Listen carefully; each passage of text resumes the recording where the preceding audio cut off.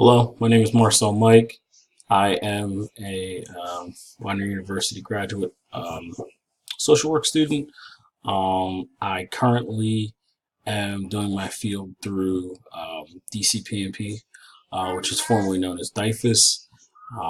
I'm currently getting a specialized caseload, specifically of youth that might be subjected to or prone to running away, specifically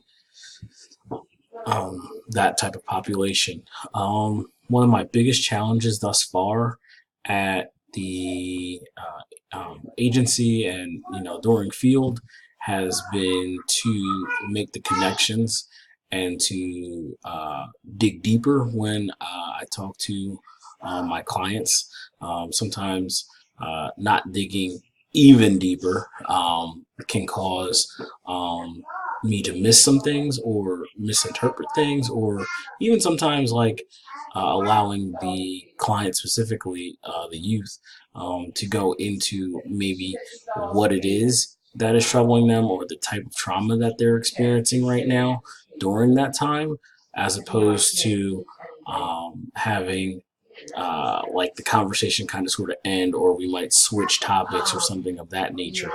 One of the biggest things that I can think of that I really do enjoy about my field experience has been my ability to connect and my ability to talk to my field supervisor, who's been really, really helpful towards me, often telling me, key or small little phrases or things that I can work on as far as client engagement that helps me with digging deeper. She's really, really been a great sounding board as far as if I get frustrated or if I get a little unorganized or something that happens unplanned in my week.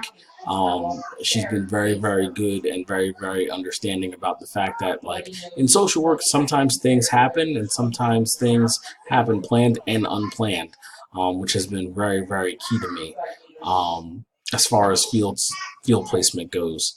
The last thing that I could say that I've learned from my field experience has been to breathe. Whether it's dealing with a client that is absolutely not willing to,